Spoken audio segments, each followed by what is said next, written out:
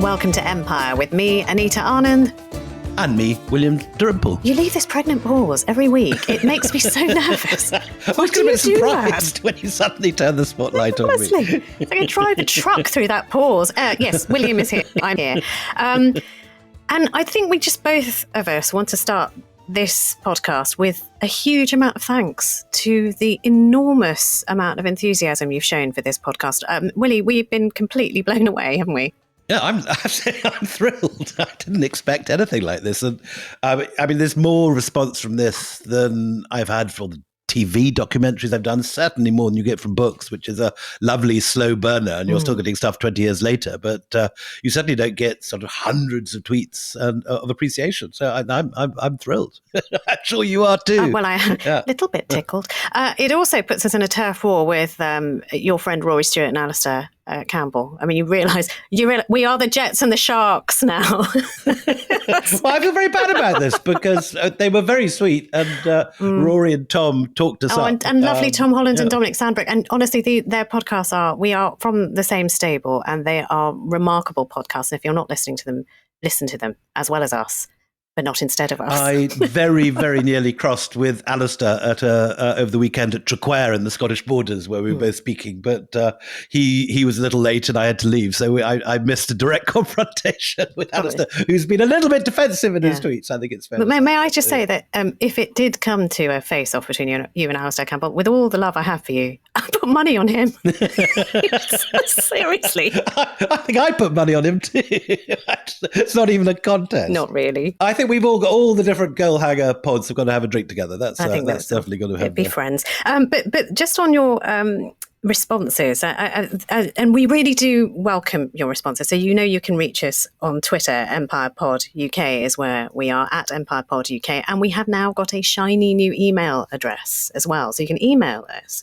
It is empirepoduk@gmail.com. empirepoduk@gmail.com. But, through Twitter, we've been getting lovely feedback, but also questions. Do you mind if I start with a question? Because it is, to me as well, I want to know the answer as well. Sure, is that go all for right? it. And I think you are the person to answer this question. So it says, on episode 3 of Empire, I was curious on this aspect of British retributions. It's from Lawrence Hooper. And he says, who actually gave the orders to close the gates of Delhi and massacre the male population? And how much of the detail of this reached the UK at the time?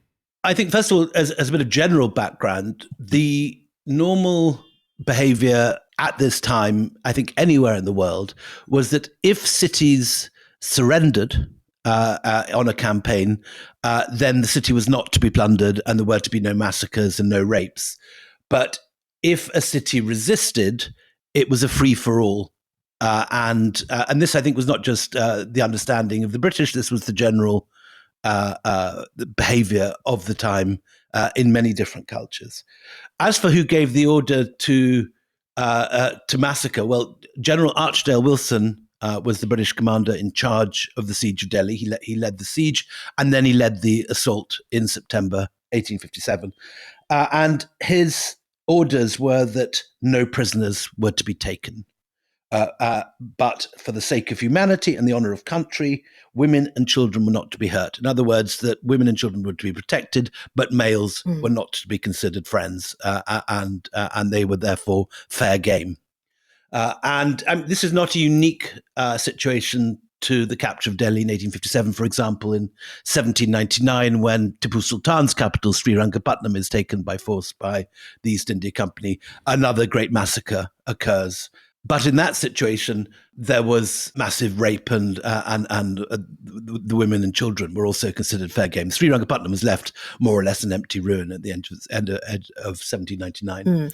And the person who finally called a halt to the rapine and plunder, I think after 5 or 6 days, was the future Duke of Wellington, Arthur Wellesley. And it was his job to go around and stop the looting and the rapine. But I think they had 4 or 5 days when they were allowed to do more or less what they liked. And it's very shocking to us, but this, I think, was the normal behaviour. Okay. But the other part of the question, which I think is incredibly important and interesting, is how much of this was known back in Blighty? There is wall-to-wall coverage of the uprising of 1857, the mutiny as it's known in Britain.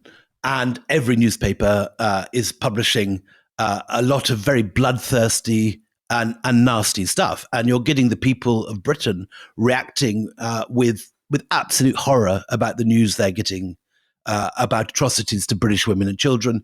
And the general opinion seems to be the mutineers have got it coming. Whenever they're caught, they should be killed, and justice should be done. Mm. You get very little reporting from the ground in a way that we, are used to now from our televisions and newspapers. And in fact, you have working for the Times a man called William Howard Russell, who is the world's first war correspondent. He covers the Crimea first, and then he goes to India and he covers the aftermath of the mutiny. He arrives quite late and he misses a lot of the key action. He arrives in Lucknow, and at the end he goes to Delhi after the massacres. He comes to the gutted city.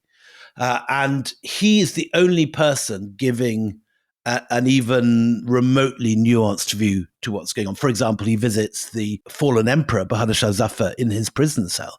And he's been led to believe by the propaganda of the British that this is the guy at the center, the bloodthirsty monster of and this bloodthirsty, and he's expecting to see some sort of Bond villain, stroking a white cat, some sort of evil mastermind, and instead he sees this pathetic old man being kept in the stables of his former palace, the Red Fort, sitting on a poor man's charpoy, being sick when he walks into the room, and he gives this very nuanced picture. Was this really the man that ordered all this? So thank you. That's a really good insight into what people knew then. And a question that we've been getting a lot on Twitter is, why don't we know about this now?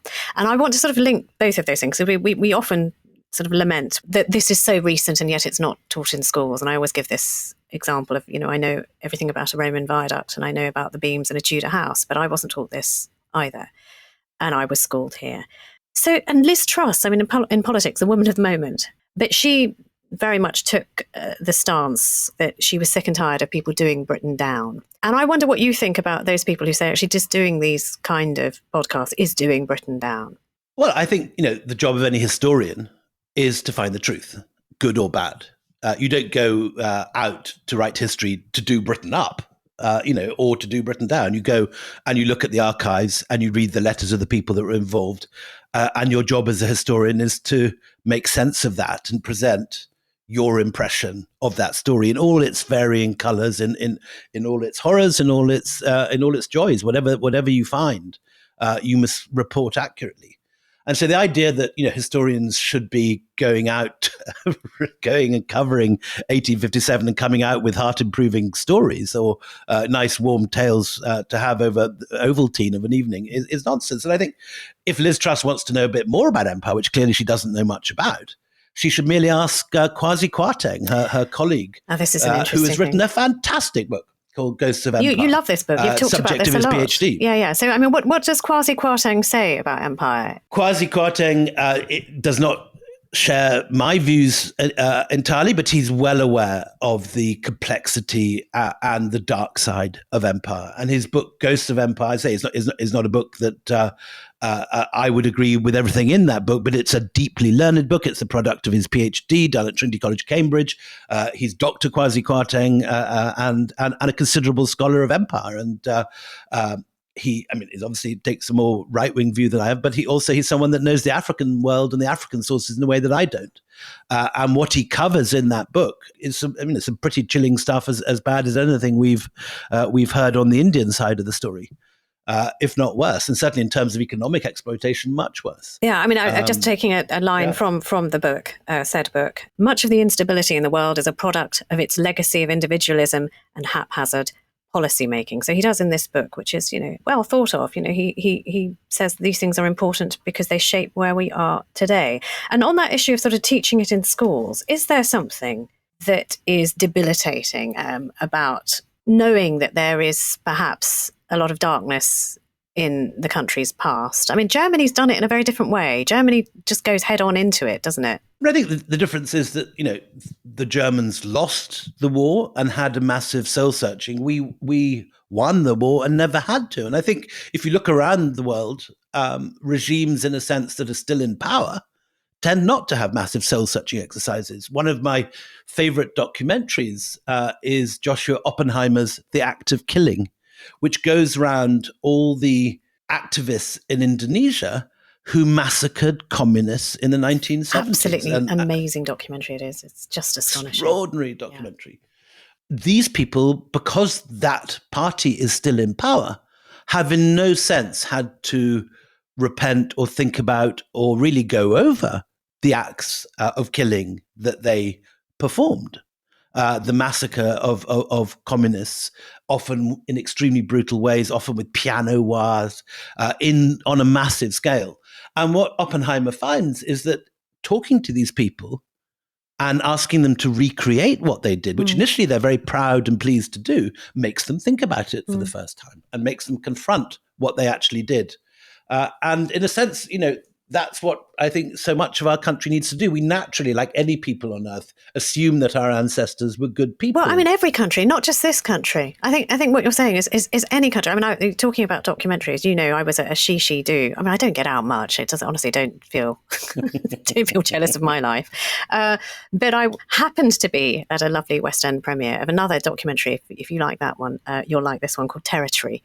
And it's about this indigenous group trying to protect their homeland in the middle of the Amazon in the wake of Bolsonaro, trying to recreate what Brazil should be about. It's an absolutely fascinating thing. Extraordinary rave reports of it this morning on Twitter and social media. What was interesting is I was bumping into a lot of people who listen to Empire, blowing our own trumpet again. But I can't help it, because what they were saying was that we just had no idea that whenever we are taught about these characters, they are so two-dimensional. So, a lot of people said they didn't have any clue that Gandhi was once a cheerleader for the British Empire and was sort of like one of their greatest recruiters for World War One. These things are sort of shocking. People are complex. History is complex. We should try and do an entire podcast on Gandhi, and we should try and get Ram Guha on the show. Oh, that's a good shout. He's the great expert, 2 volumes. Yeah, I think that's absolutely right, because Gandhi it's such a divisive figure in India today, and I don't think anyone has any notion of that on this side of the planet. Here, he's still very much Ben Kingsley. There, he is. I mean, honestly, it's incendiary, the kind of discussions that go on about Gandhi. Let's do it. Let's do a whole podcast on him. Absolutely. It was very interesting sitting in Delhi last April or May when Boris Johnson came visiting, and his first stop was Gandhi's ashram. And I suddenly realized, this was the first time I'd actually heard of Gandhi's ashram on the Indian media for about 2 years. He's not a figure that's anymore at the center of discussion, although he is someone on the banknote still, and every city has an MG road, a Mahatma Gandhi road. But seeing Boris Johnson go to the ashram was a bit of a kind of flashback. You felt you were back in the same 1980s when Ben Kingsley was playing Gandhi, when Jallianwala Bagh Massacre I saw for the first time reenacted in that film. And then at the same time, we had Salman Rushdie writing about it in Midnight's Children. This is mid-80s, 1984. And those, I remember reading Midnight's Children and seeing Gandhi. Those are the first 2 times I came across Jallianwala Bagh as a child. Well, look, so you're very neatly leading us into where we left off in the last podcast. So the last podcast was a really quite huge sweep of history. We took you from the mutiny, which was a turning point in the history. First War of Independence, if you're an Indian listener. So British and Indian colonial history, you get one turning point at the mutiny. And the second is going to be 1919, which is what we were leading you up to through the First World War. And Gandhi is pivotal in this. So where we left you off, if you haven't heard this, Amritsar has been pretty peaceful. There are 2 Gandhian leaders called Satyabal and Kichelu who are managing to keep things under control. Where other cities are erupting in violence, they are not in Amritsar. And I still don't understand this decision, but the Lieutenant Governor of Punjab, a man called Sir Michael O'Dwyer, has decided that the best way to handle any kind of insurrection is to take the pressure cooker valve off and throw it away. So he has these 2 men picked up and taken out of Punjab. And it is also, in sort of union with that, he stopped Gandhi from arriving in Amritsar. And there are rumours rife of things that, Gandhi may have been arrested, he may have been hanged, he may have been shot, and everything is in turmoil. So that's where we left you. And there's an information vacuum. That's a key thing, that people don't know what's happened to these 2 lawyers who've been taken away. Have they been hung? Have they been shot? Have they been arrested? No one's completely clear what's happened to Gandhi. And then insurrection starts in Delhi, and there's riots in Delhi. There's riots on the edges of Amritsar, and there's rumours going around. The British don't know what's going on. The Indians are hearing rumours that are different from what the British are hearing. and there's chaos. What I'd like to do is introduce a special guest star. Is that all right? Because after the break, we're going to hear from a professor of global and imperial history, a man called Professor Kim Wagner, who has been utterly forensic in retreading those steps leading up to the massacre in the garden. And I mean, you were very impressed with the book that he wrote. I reviewed his book and your book together before we'd ever worked together. And I thought they were a perfect complementary pair to each other. Kim's book is deeply forensic, very wide-angled, and a very emotionless and calm look at this terrible event. It has no shading of bias. It's complete. It's like a detective going in, analyzing the evidence. Your book is, your grandfather was there, and your book is passionate and it's focused very much on your own family story, but also on this other figure who would, in the years to come, assassinate Michael O'Dwyer. So join us after the break as we lead you through the very, very narrow entrance to Jallianwala Bagh.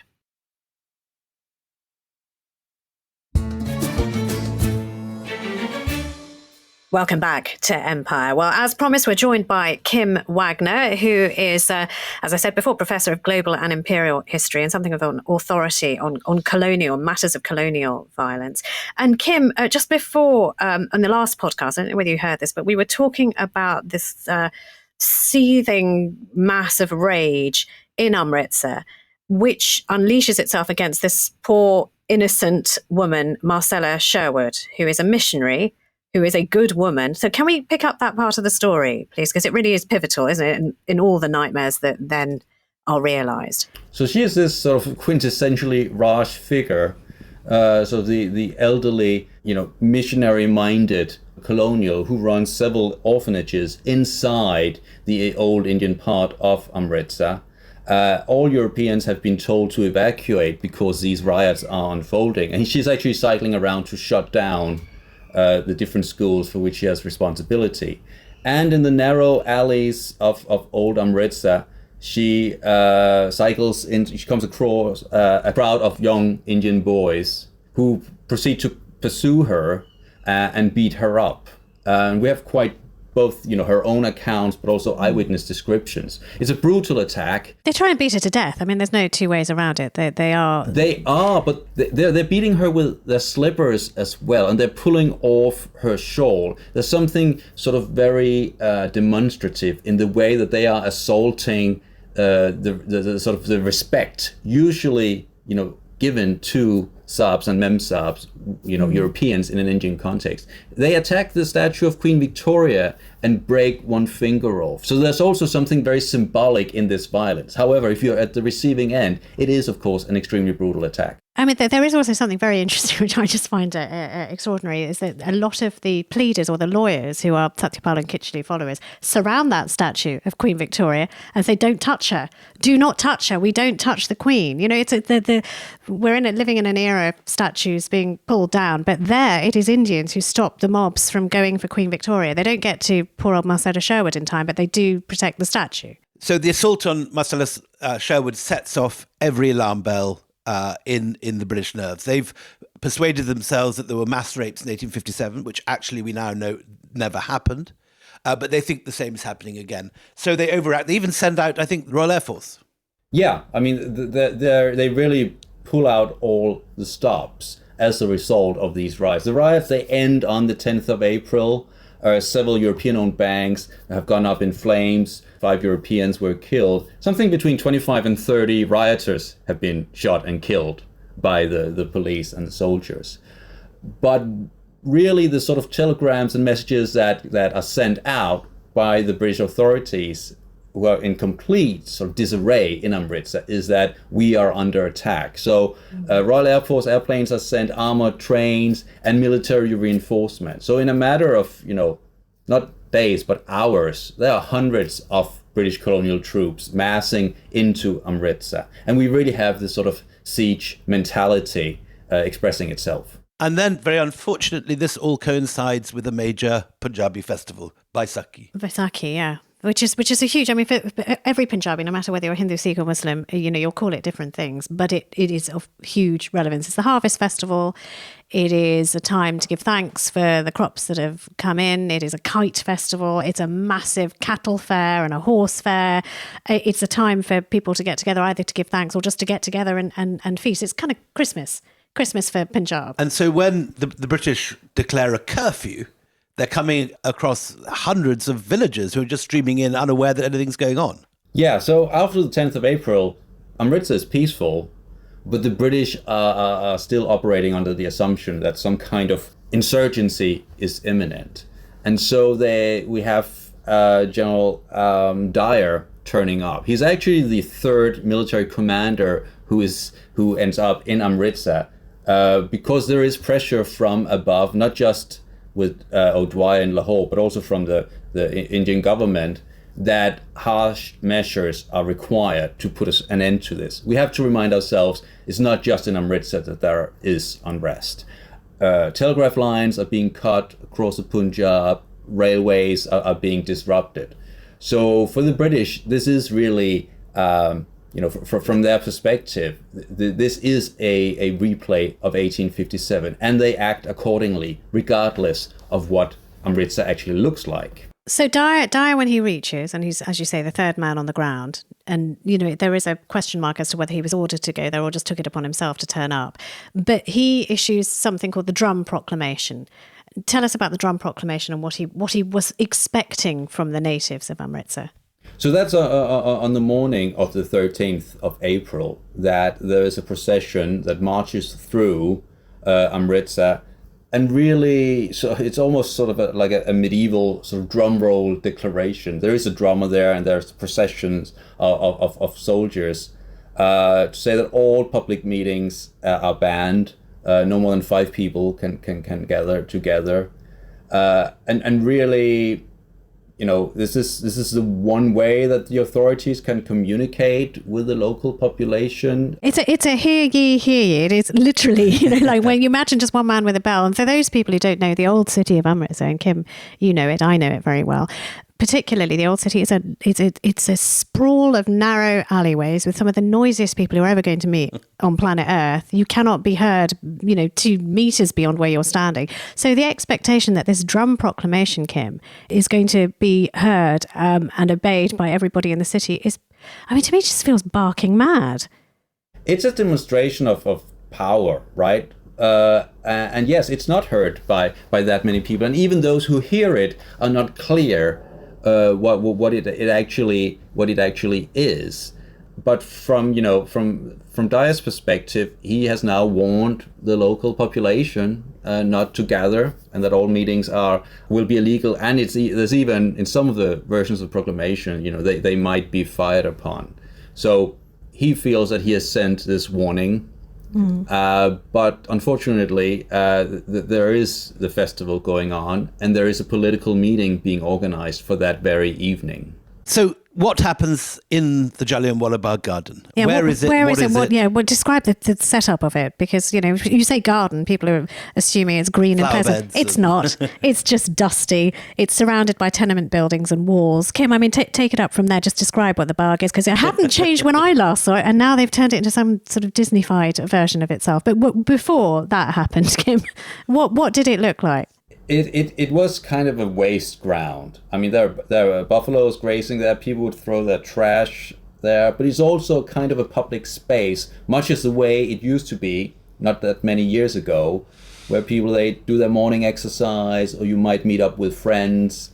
People go there for picnics, and during the Vaisakhi festival, it's crammed full of visitors. Both locals and people from the countryside. So you have it's about 8 minutes walk from the Golden Temple, so it's really convenient. So you want to get out of the hubbub and get out of the narrow streets, you go to the Bagh. So all these people think they're just meeting for a nice chinwag during Vaisakhi. But there is a political meeting going on as well, and that's important, isn't it, Kim? Because that's the thing that puts Dyer's back up and makes him feel he's justified in doing what he does. So there is a counter proclamation, as it were, that there will be a political meeting in Jallianwala Bagh. Now, Jallianwala Bagh is far inside the sort of labyrinth of narrow streets of Amritsar. It's as far away from the European lines as you can possibly get. And it's not the first time there have been these political meetings at this particular spot. It's clearly a place where locals, they feel they can meet away from the prying eyes of the authorities to some extent. And the moment that Dyer, he hears that there is a meeting taking place right after he has banned meetings, it's a red rag. And he sees, oh, this is a challenge. And if we follow the colonial logic, the one thing you can't do is appear weak in the face of any kind of challenge or unrest amongst the subject colonial population. Dyer doesn't really care about the composition of the crowd. So what happens is that the moment he hears that there's a meeting going ahead, despite his ban, he mobilizes sort of a special sort of task force. And what's really interesting about that is you can see by the calculations, the strategic calculations he makes, he believes he's entering enemy territory. He brings 2 armored cars and he brings Gurkha soldiers and Baluchi troops. He has hundreds of British troops available. He posts them at the city gates all the way up around Amritsar, not to cut off people, but to be able to extricate him, because he believes if he goes into Amritsar, even with armored cars and well-armed troops, they can be ambushed in the narrow alleys. Who is actually, how many people in the garden, and who are the people in the garden? Are they the army that Dyer feels he's driving into? No, certainly not. We'll never know exactly how many there are. Dyer himself claims he was told there were 6,000. There's somewhere between 15 and 25,000, mostly men. There's a significant number of small children and boys and a few women as well. Women don't really participate in public life and political gatherings at this point in time. But there's a sweetmeat sellers, there's all sorts of vendors, friends meeting up, and then there is a political meeting. So there are people standing on platforms, and all they're asking for is really the release of their 2 leaders who had just been arrested. These are really mild and moderate speeches. They're not inflammatory calls for rebellion or anything like that. Well, Kimmy, you know this, and we're going to talk about this more in another podcast about the book that I wrote, Patient Assassin. And the reason I wrote it was because my granddad was there that day, and he was just this lanky teen who had come to the market to do a deal on Vaisakhi Day for parts for sewing machines of all things, and he certainly wasn't political then. He became political afterwards, but he wasn't political then. Anyway, so there you are. So Dyer now is at the gates, I grandly call them the gates, but it is a narrow entry to this garden, which is, you'd be hard pushed for more than 3 men to walk through that entry side by side. It's narrow. What happens then? What does he do? He says he saw in front of him the rebel camp that he had expected. And so he lines up his troops, 50 of them with rifles, Gurkha and Baluchi troops. And within 30 seconds, according to himself, he opened fire on the crowd. And he thinks rebel camp is another sort of 1857 phrase, isn't it? He thinks he's at the heart of the mutiny. Absolutely, and the language is really crucial, right? There's all these descriptions of, yes, they may not have had any weapons, but they have their lathis, they have their heavy wooden sticks, and they probably have, knives hidden. So there's all this from the British perspective. They're really facing their worst nightmares. And unfortunately, of course, we now know it was an unarmed crowd. And how many rounds are fired in that very short period of time? 1,650 rounds from a 303 Lee Enfield. Which are fired over the course of 10 minutes by 50 men. So it's a quite slow and carefully considered rate of fire. And there are accounts, again, for anyone who sort of disputes or wants to try and dispute what happens from the British side, that there are people looking to Dyer saying, do you want us to fire again? And he just keeps ordering, reload, fire. And no warning has been issued, no dispersal order has been given. But they very deliberately reload and fire. And Kim, it's the manner of firing as well. It isn't above people's heads. It's not below their knees. It's into their thick. It's shooting to kill, and it's in the thickest parts of the crowd, isn't it? Yeah, Dyer explicitly orders the troops to focus on these few narrow exits where people are trying to hide. And of course, a lot of people are not just shot and killed or wounded, they're also trampled upon, because there are thousands of people trying to get out from a very small enclosure under point blank fire. And Dyer himself is blocking the main exit. Well, he would have taken his armoured cars in, wouldn't he, Kim? I mean, you know, the machine gun mounted cars, if it was a bit wider. He says this later on.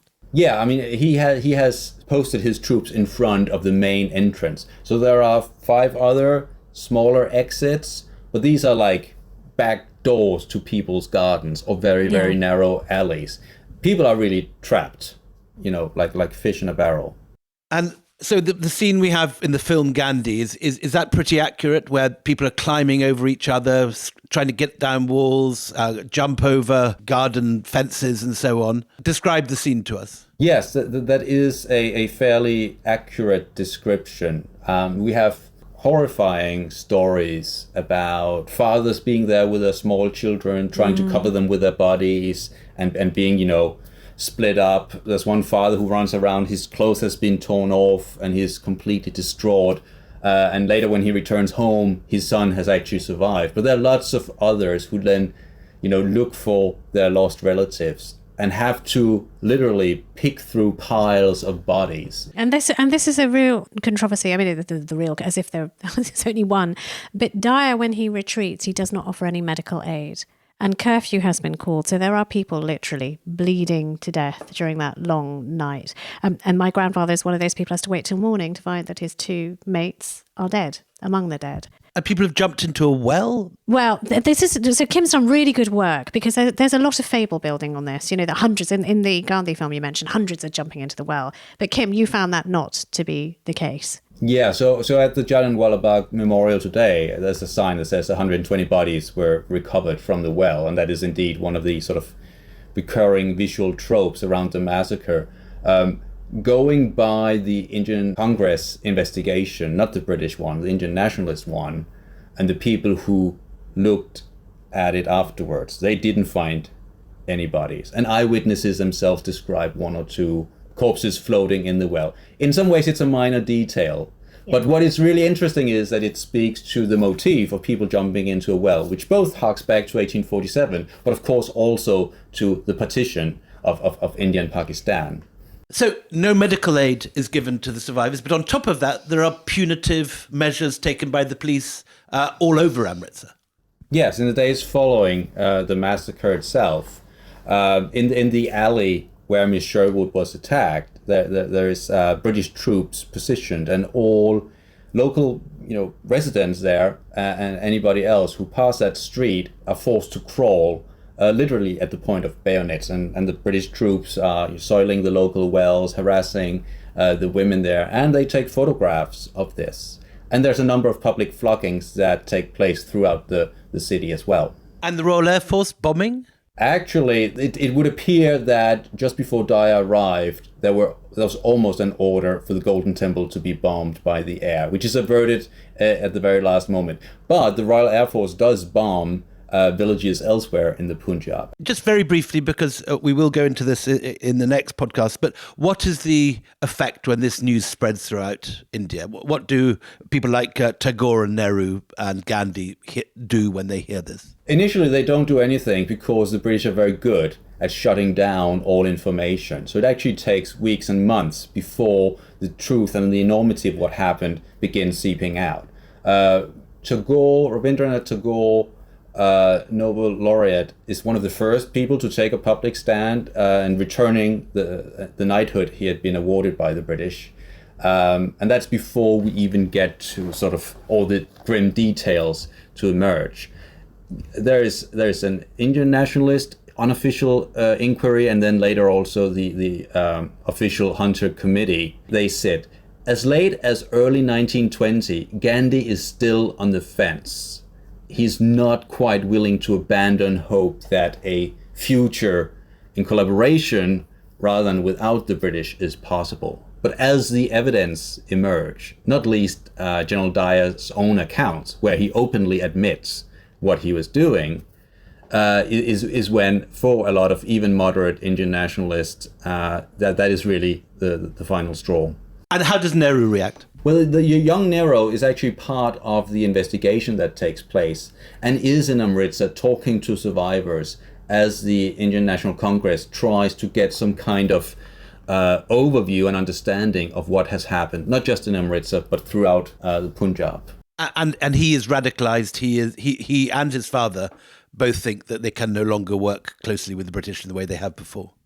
Yes, not least because of the violence of what happened, but also in the way that the British really want to sweep it under the carpet. So the way that it is dealt with subsequently is as important as the event itself. And there is a whip round. Money is raised to reward Dyer for this in some quarters. Dyer is not, as opposed to what a lot of people would like to think, he's not punished, he's not sacked. He's forced to go to take permanent sick leave, as it were. And for the right-wing conservative press in the UK, that's an absolute betrayal of a brave colonial hero. We have this sort of armchair liberals stabbing our brave troops in the back. That's very much the narrative. And so £26,000 are collected on behalf of Dyer back in England in 1920, which gives total lie to the notion that the British were horrified by what had happened. There was actually widespread support for Dyer's actions. We're going to look at the aftermaths and the effects of this massacre in subsequent podcasts. But thanks to the amazing Kim Wagner for coming on as our first guest. And I would certainly like to recommend his amazing book, Amritsar 1919, which I think is the most balanced and forensic and detailed account of the day-to-day progress of this, of the lead up to the massacre and the massacre itself, that is in print anywhere. It's a wonderful book and a very important book. Agree. And Anita, your book, The Patient Assassin, also opens here, doesn't it? I mean, for me, this is just history, and this is stuff that I've read in history books and so on. How does it feel to you as a British passport holder?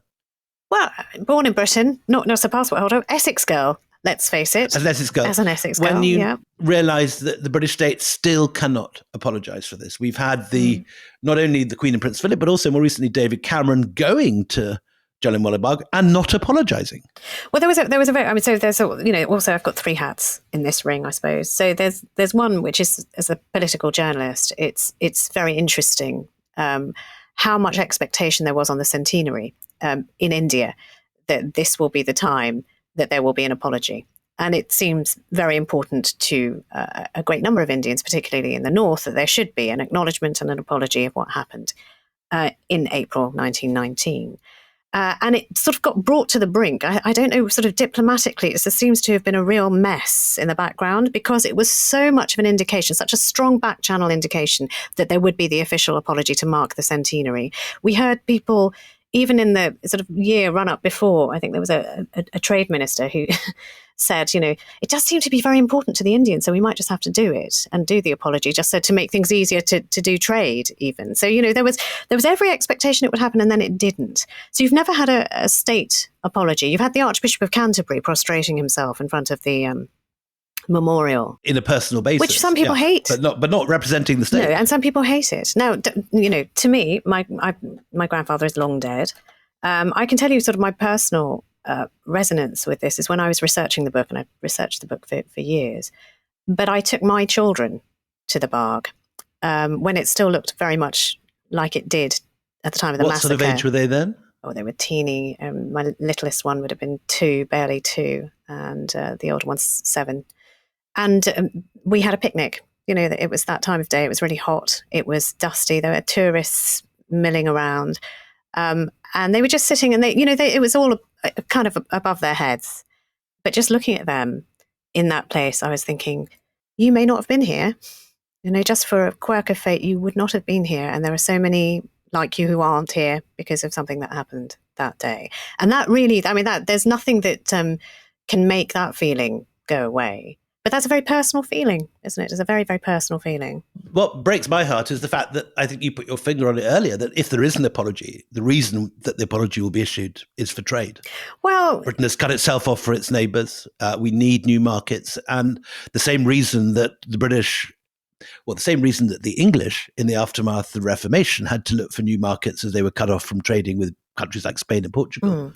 that was the reason that the East India Company founded. And in the same way, I think this is where we'll see if an apology for Amritsar is ever issued, it'll be because it's seen to be important for relations with India, for our own enrichment again. And I fear that it won't be for the reasons that the Archbishop of Canterbury prostrated himself. But I mean, sort of as somebody whose family history is woven into this, I find it really peculiar when people sort of respond, and maybe we'll talk about this more in the podcast we do about the patient assassin and the retribution, what happens after 1919 and the response to it. But, when people wrote to me after the book saying, I just want to say sorry, I didn't know what to do with that, because I was like, it's not you. You didn't do anything. And I've had people in queues at book signings, sort of coming up and giving me a hug and crying. And I know it's a very lovely, emotional contact, but I also think you didn't do anything. You didn't do anything. So I don't know, it means a lot, I know, on sort of diplomatic levels.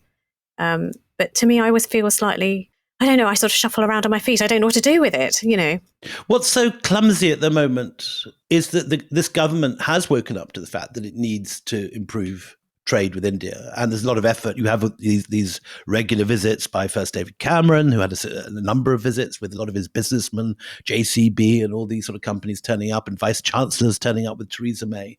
And then Boris, again, going to visit the JCB plant and so on. And in a sense, the connection hasn't been made that you can't, on one hand, say we've got to stop people talking Britain down.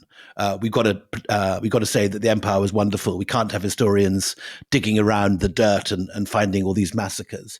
And on the other hand, expecting that we can have wonderful relations with India if we don't face up to this. Well, it's like, it's the one hand clapping. You can wish for what you want, but if on the other side there is a need and a hunger and a desire for acknowledgement, if not apology, acknowledgement. So, the one that, and we will do this in a future podcast, because the whole reason that this beautiful, beautiful friendship exists between me and you, Willie, is because we wrote a book together about the Kohinoor diamond. And that you find any time there is a high-level visit from Britain, particularly a royal visit, it is the first thing that comes up, which is when you're giving our diamond back. So as if you sort of don't want, if you don't want to talk about it, that's fine. But the other side really does still want to talk about it, and you can't make that go away. It's a very live issue. And in the same way that we've been surprised by the number of people who were listening to this podcast, by the number of people who felt this was stuff they just didn't know and weren't getting from anywhere else.